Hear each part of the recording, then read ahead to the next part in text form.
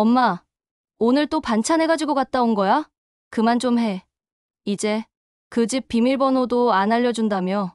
에이, 네가 뭘 알아? 며느리도 직장 다니느라 힘든데 내가 뭐라도 챙겨줘야지. 근데 엄마, 생각해봐. 그 집, 엄마가 사준 집 아니야? 근데 왜 엄마가 그렇게 눈치 보면서 문 열어달라 전화하고 나는 이해 안 가. 요즘 젊은 애들은 그렇다잖니. 각자 사생활 존중하고 괜히 나이 든 사람이 서운해하면 꼰대 소리 듣는다니까. 그래도 이상하잖아. 택배 기사는 비밀번호 알고 들어가고 엄마는 매번 전화해서 문 열어달라 그러고 그게 말이 돼? 사실 며칠 전에 좀 이상한 걸 봤어. 네가 말 안 해도 나도 마음이 계속 걸린다. 근데 내가 괜히 오해하는 건 아닐까 싶어서 말을 못 꺼내겠더라. 이상한 거. 뭔데? 엄마, 그냥 털어놔봐. 할머니는 며느리 집 앞에서 눈으로 본 걸 딸에게 이야기할까 말까 망설이고 있었습니다. 안녕하세요. 저는 경기 일산에 살고 있는 68세 김희순입니다. 남편과 맞벌이 하면서 살다 보니 어느덧 70을 바라보는 나이네요. 하나뿐인 아들 결혼해서 잘 살기를 바랬는데 요즘 세상이 그러네요. 둘 다 결혼해서 오손도손 살 거라 믿었고 신혼집까지 구해줬는데요. 참 사람은 알 수 없는 것 같습니다. 어떤 사연인지 함께 들어보시겠어요? 끝까지 시청해 주시고 구독, 좋아요, 응원의 댓글도 부탁드립니다. 아마 비슷한 상황을 겪고 계신 분도 있으라 생각됩니다. 저는 경기 일산에서 태어나 자랐습니다. 엄마가 편찮으셔서 어릴 때부터 밥하고 빨래하면서 컸습니다. 그래서 어린 시절의 기억은 언제나 손에 박힌 물집과 뻣뻣하게 굳은 손가락으로 시작합니다. 남들은 동화책을 읽고 인형놀이를 할 때 저는 이미 엄마의 빈자리를 채우려 안간힘을 쓰고 있었어요. 중학교 때 엄마가 돌아가시고 몸이 약해 제대로 일도 못하시던 아버지 대신 어린 동생들을 키우고 먹여 살리는 것이 고스란히 제 몫이었습니다. 그때의 저는 정말이지 작은 어깨에 세상의 무게를 짊어진 듯 했어요. 18, 19 어린 나이에 미용 기술을 배우러 다녔습니다. 남들 한창 신나게 놀 때 저는 빗자루를 들었었고 드라이기로 손님들 머리를 말렸죠. 뜨거운 드라이어기 바람에 손은 항상 거칠어졌고 샴푸물에 불어 터진 손은 쓰라렸습니다. 그 당시에는 습진 연고도 귀했죠. 그냥 바세린 바르면서 낫기를 바랄 뿐이었습니다. 그래도 이를 악물고 버텼어요. 동생들의 학비, 아버지의 약가, 그리고 우리 네 식구의 밥벌이가 모두 내 손에 달렸다고 생각했으니까요. 그렇게 22살 번듯하진 않아도 제 이름으로 된 작은 미용실을 차렸습니다. 그 미용실은 단순히 돈을 버는 곳이 아니라 제 삶의 버팀목이자 유일한 희망이었어요. 한 푼이라도 아끼려고 아침 일찍 문을 열고 밤늦게까지 불을 밝혔습니다. 손님이 없을 때는 가위를 갈고 빗을 닦으며 다음 손님을 기다렸죠. 남편도 그때 만났습니다. 그는 미용실 근처 공사장에서 일하던 성실하고 착한 사람이었어요. 큰 욕심 없이 묵묵히 제 옆을 지켜주는 그에게 끌렸습니다. 둘이 맞벌이하며 정말이지 아등바등 살았어요. 신혼여행은 꿈도 꾸지 못했고 결혼식도 간소하게 치렀습니다. 결혼 초에는 손님 한 명이라도 더 붙들려고 새벽까지 일했어요. 하루 세 끼를 제대로 챙겨 먹는 날이 드물었습니다. 점심은 김밥 한 줄로 저녁은 삼각김밥으로 때우며 살았죠. 그렇게 번 돈을 한 푼도 허투루 쓰지 않았습니다. 통장에 돈이 쌓이는 걸 보며 하루 종일 고단했던 몸을 위로했어요. 그렇게 악착같이 모은 돈으로 집을 사고 그렇게 모은 돈이 전 재산이 되었습니다. 지금 살고 있는 집 말고도 몇 년 전 아파트 하나를 더 장만했습니다. 제 인생은 마치 한치 앞도 보이지 않는 어둠 속을 묵묵히 걷는 것과 같았지만 그 걸음이 쌓여 지금의 나를 만들었다는 자부심이 있었습니다. 남편과 저 사이에는 딸과 아들, 남매가 있습니다. 딸은 제 피를 그대로 물려받아 미용 기술을 배워 지금은 제 미용실을 물려받아 확장해서 잘 살고 있어요. 딸은 어린 시절부터 제 옆에서 가위를 가지고 놀고 인형 머리를 따으며 미용에 대한 재능을 보였습니다. 덕분에 마음 놓고 미용실을 물려줄 수 있었죠. 미용실 매출도 좋아져 직원도 점점 늘어나고 있으니 이제 좀 쉬어도 된다는 생각에 미용실 일에서 손을 놓았습니다. 딸은 늘 엄마가 이렇게 열심히 살아줘서 사람 노릇한다고 말합니다. 그 말을 들으면 나도 모르게 가슴이 뭉클해져요.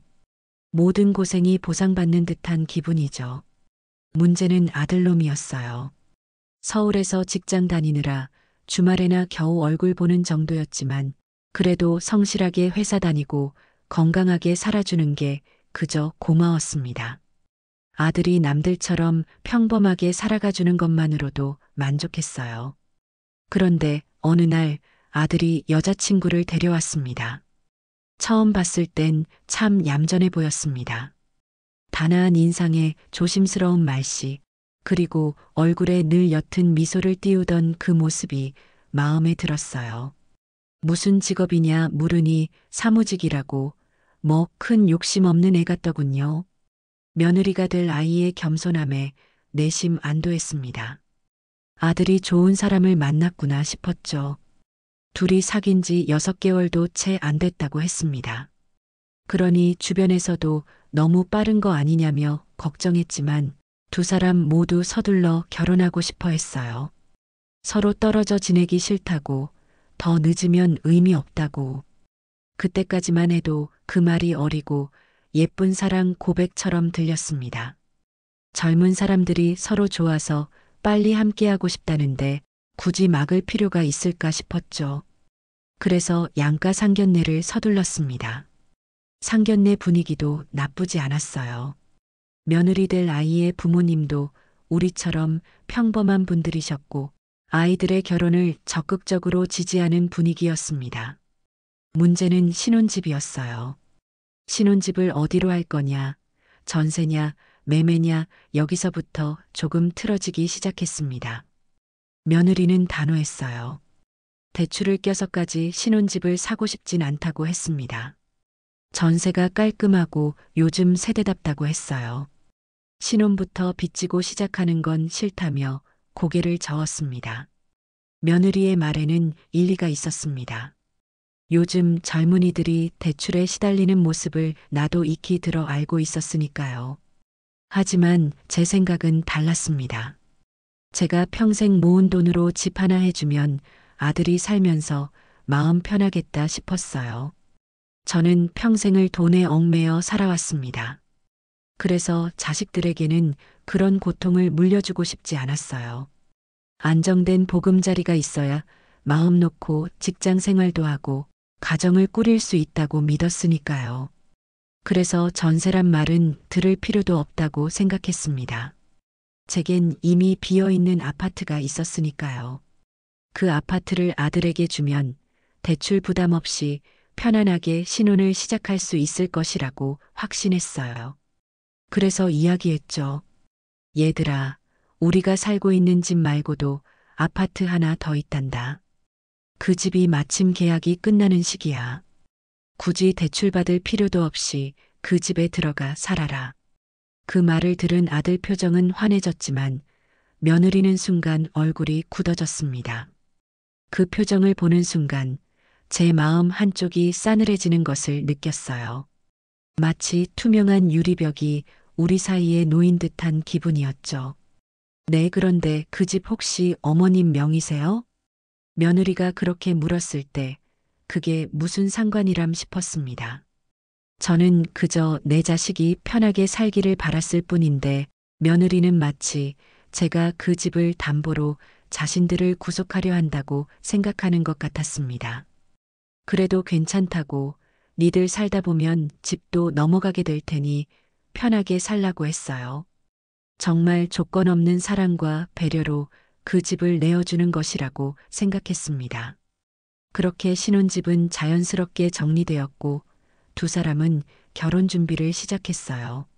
하지만 결혼식 준비 과정에서도 며느리는 늘 말끝마다 집 문제를 꺼냈습니다. 마치 그 아파트가 목에 걸린 가시처럼 불편한 듯 했어요. 어머님 대출 끼고 살아도 괜찮아요. 굳이 어머님 명의 집에 들어가는 거 아닌 것 같아요. 그럴 때마다 그저 웃으며 넘겼습니다. 얘야, 그 집 그냥 니들 집이야. 내가 해준 거니까 내 생각 말고 편하게 살아. 제 진심이 전해지지 않는 것 같아 답답했지만 애써 웃음으로 넘겼어요. 어쩌면 그 집이 일산에 있고 저희 집에서 10분 거리라 가까워서 오히려 부담스러워하는 것 같다는 생각도 들었습니다. 그래도 한편으로는 결혼하면 다 알게 될 거야라고 스스로를 위로했습니다. 결혼식이 끝나고 두 사람은 그 집에 들어갔어요. 그토록 바라던 아들의 안정된 보금자리가 마련된 순간이었습니다. 아들은 결혼하고 두어 달 뒤에 직장이 용인 쪽으로 옮겨지게 됐어요. 처음엔 매일 출퇴근을 했는데 회사가 워낙 바쁘다 보니 상사 눈치도 봐야 하고 아파트로 돌아오면 밤 12시를 넘기기 일쑤였습니다. 피곤에 지쳐 초췌해진 아들의 얼굴을 볼 때마다 안쓰러웠어요. 결국 평일에는 회사 근처 원룸에서 생활하게 됐고 주말에만 집에 오겠다고 했습니다. 며느리도 이해한다고 했어요. 아들의 직장 문제이니 어쩔 수 없다는 듯 말이죠. 며느리는 결혼 후에도 계속 직장 생활을 하고 있었습니다. 서울 강남 쪽 사무실이라 일산에서 살아도 큰 무리는 없어 보였어요. 집안일은 적당히 나누며 잘 지내겠거니 싶었습니다. 며느리가 워낙 얌전하고 조용한 성격이라 집에서 혼자 있는 것에 큰 불편함을 느끼지 않을 거라고 생각했죠. 하지만 아들이 평일에 집에 없는 시간이 길어지면서 며느리와 집 사이에는 미묘한 거리감이 생기기 시작했습니다. 주말 부부가 된 아들의 빈자리는 생각보다 크게 느껴지지는 않았습니다. 아들이 올라오는 주말이면 며느리랑 딸까지 온 가족이 모여서 가끔 식사를 했습니다. 딸은 가까운 곳에 살다 보니 제가 가자 하면 군말 없이 잘 따라 나섰습니다. 엄마 아들 보러 간다는데 제가 안 갈 이유가 없죠. 하면서 활짝 웃었죠. 그래서 그땐 나름 정겹고 화목한 시간이었지요. 명절이나 생일, 제사 같은 날이면 며느리는 빠지는 법이 없었습니다. 꼭 참석해서 인사도 잘하고 음식 준비도 능숙하게 도와주곤 했습니다. 명절이면 양손에 선물 한가득 들고 오곤 했습니다. 어머니, 이거 어머니 좋아하시는 거예요. 아버님도 이거 드시고 힘내세요. 하며 밝게 웃었습니다. 어버이날이면 예쁜 꽃다발이며 건강식품 같은 걸 들고 오니 속으로 참 기특하고 살가운 애다 생각도 많이 했습니다. 그럴 때마다 저는 며느리 손에 봉투라도 하나 쥐어주곤 했습니다. 얘야, 너도 직장 다니며 힘들 텐데 밥이라도 챙겨 먹으렴. 맛있는 거 사 먹고 기분 전환해야지. 며느리는 괜찮다고 사양했지만 저는 그게 참 고마워서라도 꼭 주었습니다. 며느리가 웃으며 봉투를 받아들면 제 마음도 덩달아 흐뭇해졌습니다. 반찬도 늘 챙겨주었습니다. 아무래도 직장 생활하다 보면 집밥이 그립고 제대로 못 챙겨 먹을 것 같아 걱정이 됐어요. 그런 것까지 다 시어머니 마음이지요. 김치며 나물, 장조림에 생선구이, 아이들이 좋아하는 불고기까지 한 번 가면 냉장고가 가득 찰 만큼 챙겨갔습니다. 며느리는 평일엔 혼자 지내고 주말이면 아들이 온다 하니 저는 그때마다 딸과 상의해서 반찬 준비하고 국이며 찬이며 챙겨갔습니다. 가끔 가다 보면 저도 괜히 며느리 눈치 보일까 싶어 꼭 먼저 전화를 했습니다. 얘야, 오늘 집에 있니? 혹시 어디 나갔니? 아, 네 어머니 오늘 있어요. 퇴근하고 집에 막 들어왔어요. 그럼 엄마가 반찬 좀 해서 가지고 갈게. 마침 김치도 새로 담갔으니 가져다 줄게. 이렇게 확인하고 움직였습니다. 근데 무언가 좀 이상했습니다. 그렇게 전화로 다 확인하고 찾아가도 며느리는 늘 현관 비밀번호를 안 알려주는 겁니다. 처음엔 요즘 애들은 다 이런가 싶었습니다. 혹시 내가 너무 구식인가 하는 생각에 괜히 주눅이 들기도 했습니다. 딸도 엄마 요즘은 그렇게들 살아요. 친구들한테도 자기 집 비밀번호 잘 안 알려준대요. 하고 말하니 더 이상 따지지 않았죠. 그래도 저는 왠지 모르게 좀 섭섭했습니다. 이 집 아들 명의로 되어 있지만 제가 평생 모은 돈 보태서 해준 집인데 전화해서 얘야, 나 지금 집 앞이야. 문 좀 열어다오 하고 말하면 며느리는 그제서야 문을 열어주었습니다. 며느리를 이해한다던 딸도 한 번은 그러더군요. 엄마, 그래도 아들 집인데 너무 문도 안 열어주고 좀 그렇네. 비밀번호 알려주는 게 뭐가 어렵다고 저러는 거야? 그 말에 저는 오히려 딸을 타일렀습니다. 야, 며느리도 직장 다니며 바쁘잖니. 피곤할 수도 있고 갑자기 누가 찾아오는 게 불편할 수도 있지. 뭐 그런 거지. 이해해야지. 이제는 제가 그렇게 넘겼습니다. 딸도 별말 없었고 저도 그냥 세상이 변했나 보다 싶어 무던히 넘겼습니다. 며느리는 평일에도 늘 바쁘다고 했습니다. 아침 일찍 출근하고 저녁 늦게 귀가한다며 힘들다고 푸념하던 적도 있습니다. 그 말 들으면 또 마음이 짠해져서 더 열심히 반찬을 챙겼습니다.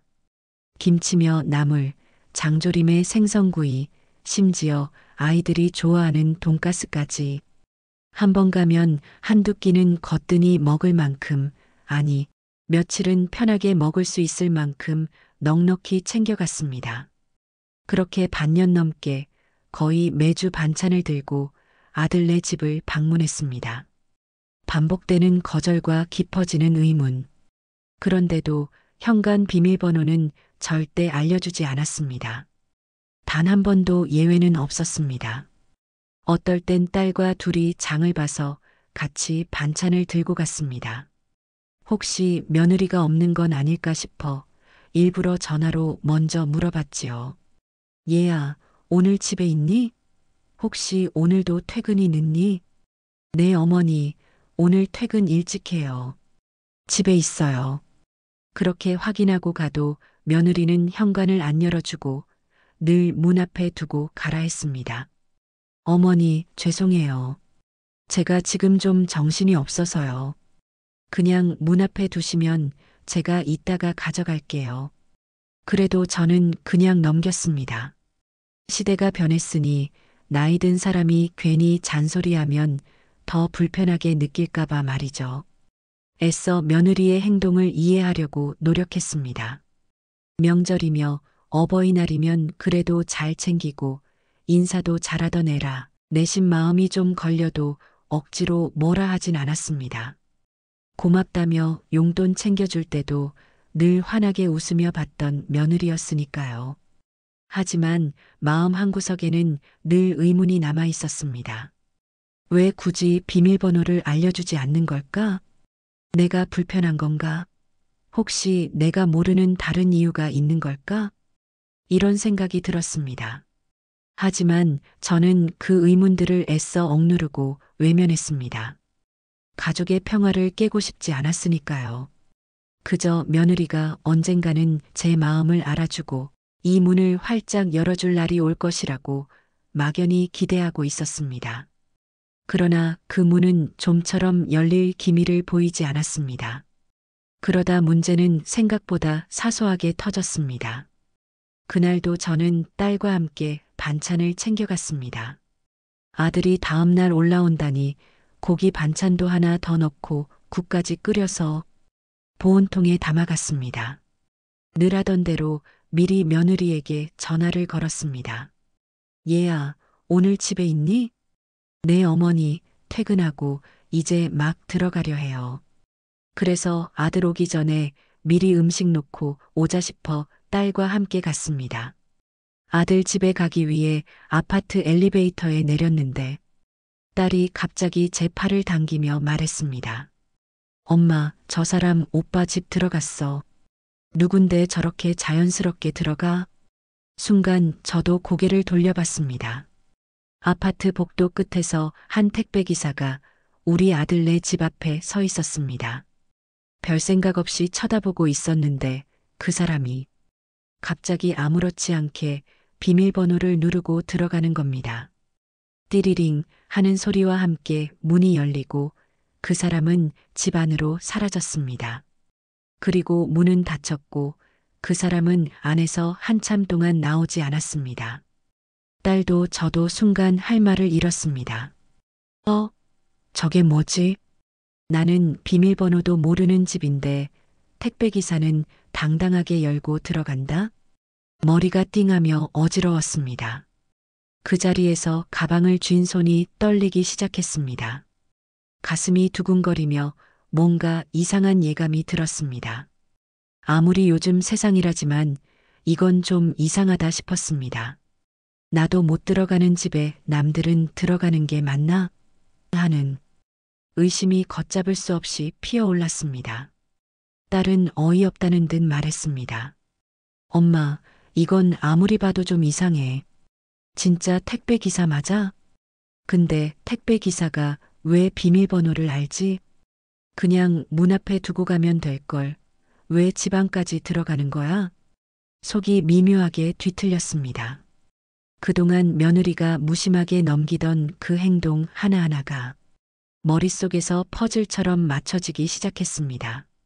늘 외출 중이라던 말이 떠올랐습니다. 문 앞에만 놓고 가라는 말도 이제야 수상하게 느껴졌습니다. 비밀번호는 왜 끝까지 안 알려줬던 건지 모든 것이 의심스러워졌습니다. 그날 이후부터 마음이 불안해졌습니다.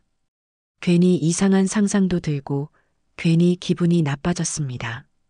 밤에 잠이 오지 않아 뒤척이기 시작했습니다. 아들에게 말하기도 애매하고 그렇다고 그냥 넘기기엔 너무 이상했습니다. 저는 아파트 경비실을 찾아갔습니다. 저기 혹시 이 아파트에 택배기사님이 언제쯤 오시는지 좀 알 수 있을까요?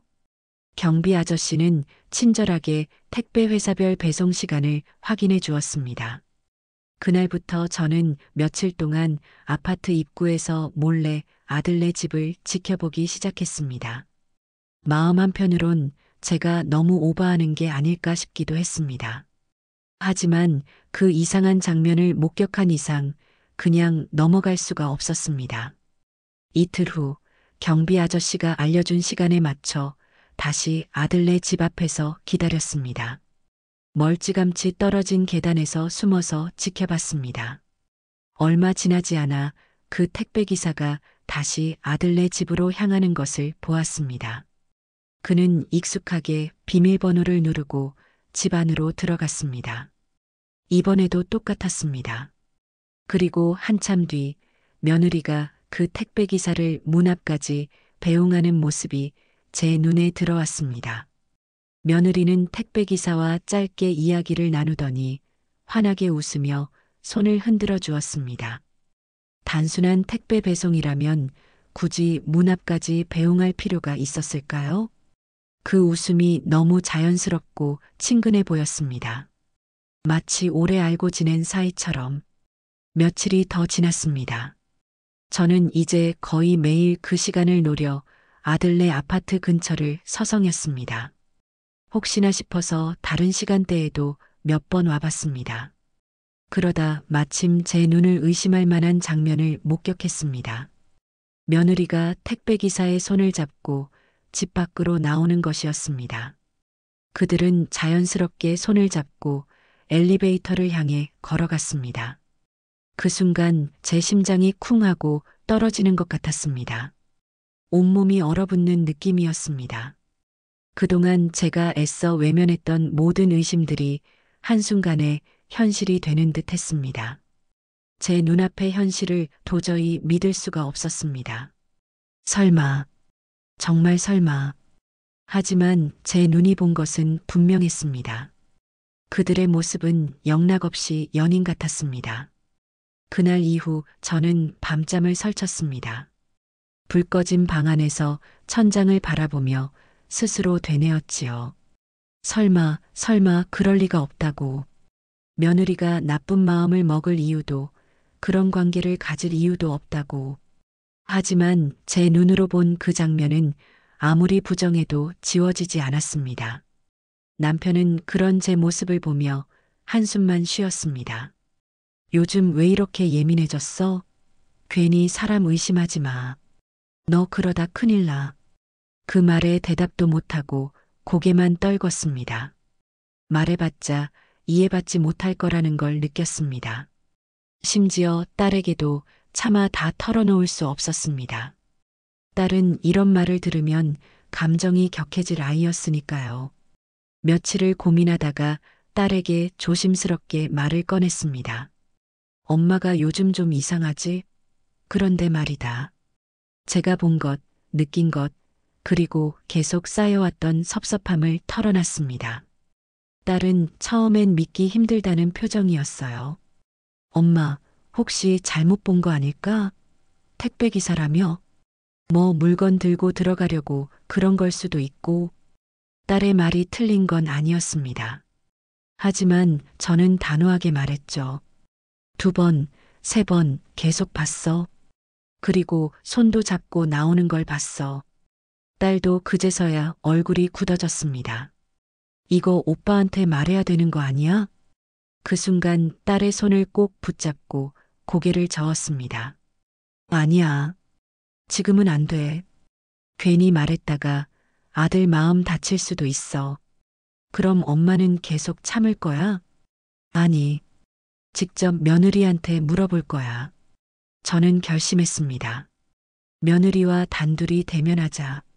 언젠가 풀어야 할 오해라면 제가 직접 묻고 끝내야 한다고요. 며칠 후 며느리에게 전화를 걸었습니다. 얘야, 이번 주말에 너랑 차 한잔 할까? 이번 주에는 아들도 안 오니 오랜만에 우리 둘이 이야기 좀 하자꾸나. 네 어머니, 그럼 언제쯤이 좋을까요? 네가 편한 시간에 맞출게. 어디서 보면 좋을까? 그냥 집으로 오세요. 커피 준비해 놓을게요. 그 말에 저는 조금 마음을 놓았습니다. 그래도 피하지 않고 제게 시간을 내준다는 것. 혹시 오해였을지도 모른다는 희미한 기대가 생겼습니다. 주말 며느리의 집에 갔습니다. 이상하게 그날따라 며느리는 밝게 웃으며 나를 맞이했습니다. 어머니, 오랜만이에요. 오빠가 요즘 바빠서 죄송해요. 제가 잘 모셔야 하는데. 그 태연함이, 그 웃음이 오히려 더 가슴을 쳤습니다. 저는 조용히 식탁에 앉았습니다. 며느리가 커피를 내려왔고 마주 앉은 며느리를 바라보며 말을 꺼냈습니다. 얘야, 요즘 이런 말하면 좀 구식으로 들릴지 모르겠다. 괜찮아요. 어머니 말씀하세요. 혹시 너 택배기사 아는 사람이니? 그 순간 며느리 얼굴이 단번에 굳었습니다. 제가 뭔가를 알고 있다는 걸 그 표정이 말해주고 있었습니다. 갑자기 왜 그러세요, 어머니? 그 사람이 비밀번호 누르고 집에 들어가는 걸 봤단다. 2번이나. 그리고 손도 잡고 나오는 걸 봤어. 며느리는 아무 말 없이 제 얼굴을 쳐다봤습니다. 그 침묵이 더 답답했습니다. 다시 물었습니다. 내가 오해하는 거니? 그냥 말해봐라. 오해라면 내가 바로 잊고 넘어갈게. 하지만 며느리는 끝내 실토하지 않았습니다. 어머니, 혹시 저희 부부 문제에 너무 깊이 개입하시는 거 아닐까요? 그 말에 숨이 턱 막혔습니다. 내가 니들 일에 개입한 거니? 아들 위해서 해준 집이고 네가 혼자 외롭진 않을까 해서 챙긴 거고. 그게 그렇게 불편했니? 솔직히 말해서 네. 어머님이 저희 집 비밀번호 알아야 할 이유도 저희가 어떻게 지내는지 매번 말씀드릴 이유도 없다고 생각해요. 그 순간 제 가슴이 찢어지는 듯하여 한숨이 나왔습니다. 제 한숨 소리에 며느리는 그저 조용히 고개를 떨궜습니다. 며느리와의 대화를 마치고 집으로 돌아오던 날, 저는 그 길이 어찌나 낯설고 멀게 느껴지던지요. 매주 반찬을 들고 오가던 익숙한 길이었건만 그렇게 허탈하고 무거운 마음으로 걸어보긴 처음이었습니다. 발걸음을 뗄 때마다 제 심장이 쿵 하고 땅에 떨어지는 것 같았습니다. 머릿속에는 며느리의 차가운 표정과 제게 한 번도 열리지 않던 현관문이 아른거렸습니다. 내가 그동안 뭘 바랐던 건가? 이 모든 게 다 부질없는 짓이었나? 하는 생각에 자꾸만 한숨이 터져 나왔습니다. 저는 며칠을 아들에게 연락하지 않았습니다. 아니, 연락할 힘도 없었습니다. 손에 든 전화기가 천근만근 무겁게 느껴졌습니다. 그동안 며느리를 향해 쏟았던 정성과 노력이 모두 허망하게 느껴지는 시간이었습니다. 그러던 중 첫 번째 사건이 터졌습니다. 저는 며칠 내내 침울하게 지냈는데 딸이 불쑥 찾아와 충격적인 이야기를 전했습니다. 며느리가 회사를 그만두었다는 이야기를 딸을 통해 듣게 된 겁니다. 딸이 우연히 친구를 통해 며느리가 몇 달 전부터 직장에 안 나간다는 사실을 알게 된 겁니다. 딸의 친구가 며느리가 다니던 회사에 근무하고 있었으니 확실한 정보였죠. 엄마, 언니 회사 계속 다닌다고 하지 않았어? 딸의 목소리에는 의아함이 가득했습니다. 저는 아무렇지 않은 척 되물었습니다. 그랬지 왜? 무슨 문제라도 있니? 딸은 잠시 망설이는 듯 하더니 조심스럽게 말을 이었습니다. 아니야, 그냥 친구가 강남에 있는 그 회사 다니는데 언니 벌써 그만둔 지 꽤 됐대. 한두 달 된 게 아니라 몇 달 됐다고 그러던데. 그 말을 듣는 순간 또 심장이 쿵 내려앉았습니다. 며느리는 분명히 늘 늦게까지 일한다고 했는데 퇴근 후 힘들다고 푸념하며 제게서 동정과 위로를 얻어냈는데 그럼 평일에 그 집에서 뭘 하며 지냈던 걸까? 회사를 안 나가는데 왜 늘 바쁘다고 했을까? 왜 나에게 거짓말을 했을까? 하는 의문이 머릿속을 스쳤습니다. 그동안 며느리가 제게 했던 말들이 하나둘씩 거짓말처럼 느껴지기 시작했습니다. 딸은 아들을 붙잡고 말하라고 재촉했습니다. 엄마, 이거 뭔가 이상하잖아. 오빠한테 당장 말해야 해. 언니가 왜 거짓말을 한 건지 알아봐야지. 하지만 저는 끝내 말을 꺼내지 못했습니다. 하지만 제 불안은 곧 두 번째 사건으로 이어졌습니다. 이미 마음속에는 불길한 예감이 싹트기 시작했습니다. 그날은 딸과 함께 오랜만에 외출하던 날이었습니다. 며칠간의 우울함을 털어내려 딸이 기분 전환시켜준다며 저를 데리고 나왔죠. 엄마, 걷느라 힘드셨죠? 우리 커피 한잔하고 가요. 딸이 저를 끌고 들어간 카페에서 우연히 그 장면을 보게 된 겁니다. 창가에 앉아 웃으며 대화를 나누던 두 사람. 제 눈에 들어온 사람은 다름 아닌 며느리였습니다. 그리고 맞은편에는 전에 아들네 집에서 봤던 그 택배기사가 앉아 있었습니다. 그는 택배기사 복장은 아니었고 평상복 차림에 며느리는 그를 향해 환하게 웃고 있었습니다. 그 모습은 마치 부부처럼 보였습니다. 아니, 그보다 더 다정한 마치 연인처럼 보였습니다. 며느리의 얼굴에는 아들과 있을 때 한 번도 보지 못했던 행복하고 편안한 미소가 가득했습니다. 그들의 대화는 끊이지 않았고 서로의 눈빛 속에는 따뜻함이 가득했습니다. 딸이 나보다 먼저 알아보고 제 팔을 세게 붙잡았습니다. 엄마, 저 사람 그 택배기사 아니야? 분명히 내가 봤는데. 딸의 목소리는 떨렸고 눈은 휘둥그레졌습니다. 저는 아무 말도 할 수 없었습니다. 그저 며느리와 그 남자를 번갈아 볼 뿐이었습니다. 언니 맞지? 엄마, 우리 그냥 나가요. 더 이상 보고 있을 수가 없어. 딸은 제 손을 잡아 끌며 카페를 나가려 했습니다. 저는 도저히 그 자리에 앉아 있을 수가 없었습니다. 괜히 등 뒤에서 식은땀이 흘렀습니다.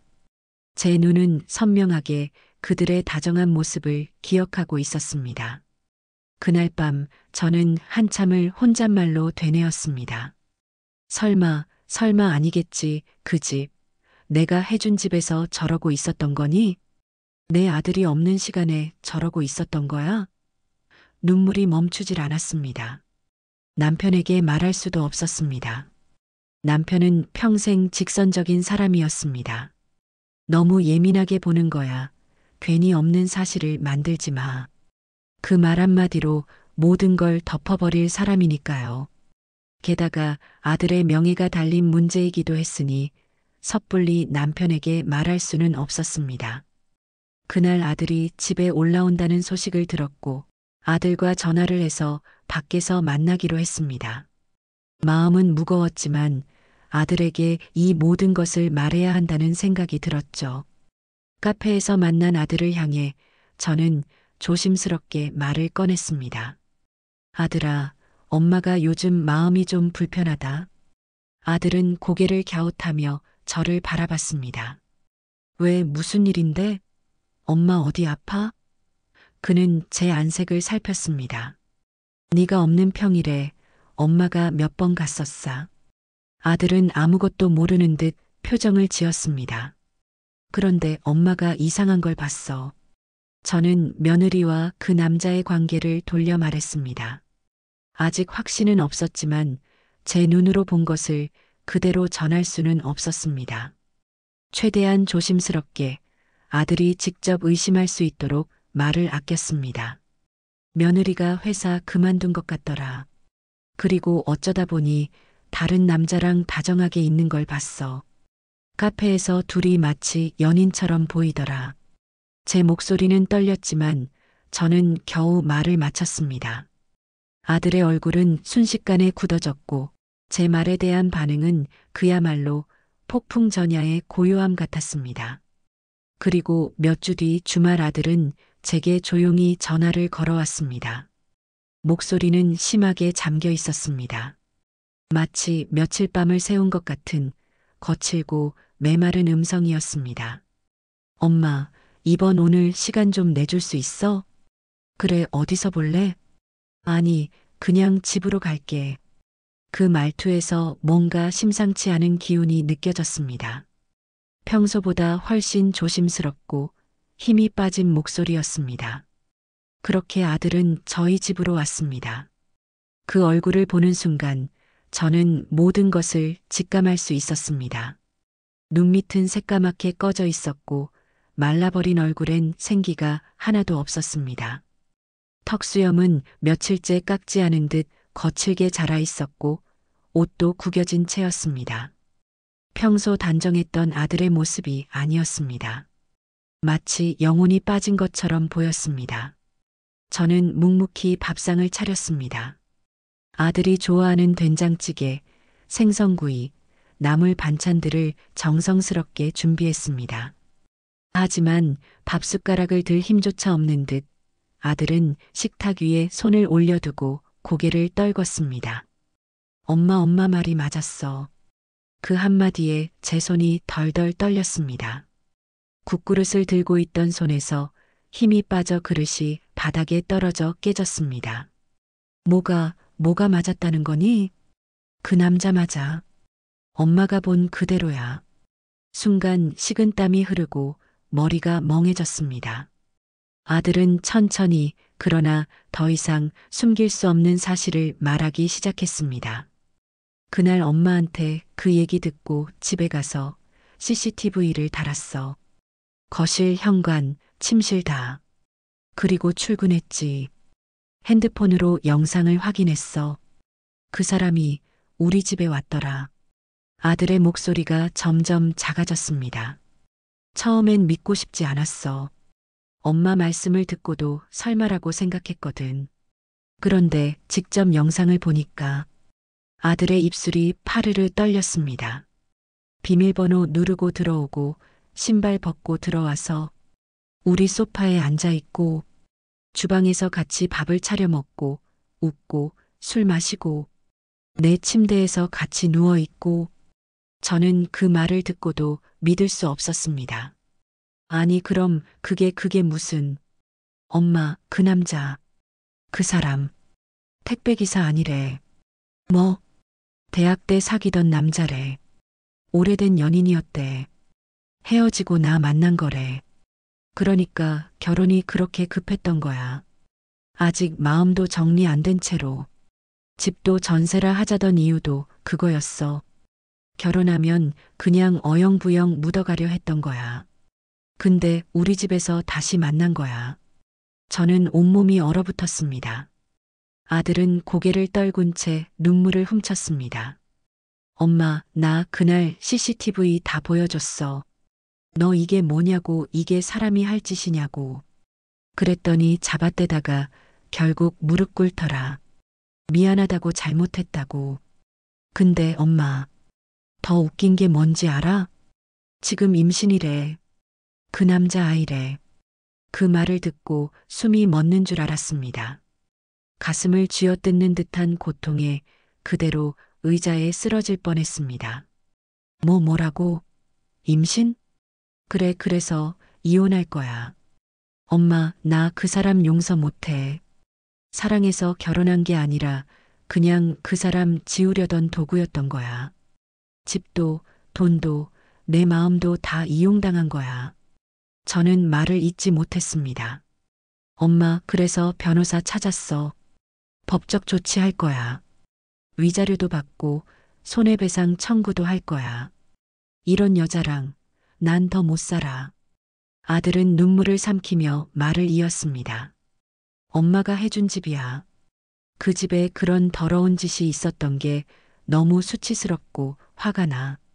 내가 어떻게 그 집에 다시 발을 붙이겠어. 그 집 팔 거야. 그리고 엄마 앞으로 돌려놓을 거야. 나는 그럴 자격 없어. 저는 아들을 부둥켜 안고 울었습니다. 아들아, 네 잘못 아니다. 세상이 왜 이렇게 됐니? 네가 무얼 잘못했다고 이런 모욕을 받아야 하니? 아들은 한참을 제 품에서 울었습니다. 제가 지켜주지 못한 아들, 제가 물려준 그 집에서 벌어진 그 비참한 현실 앞에서 저는 아무 말도 할 수 없었습니다. 그날 밤 아들은 더 자세한 이야기를 털어놨습니다. 엄마, 사실 징조가 있었어.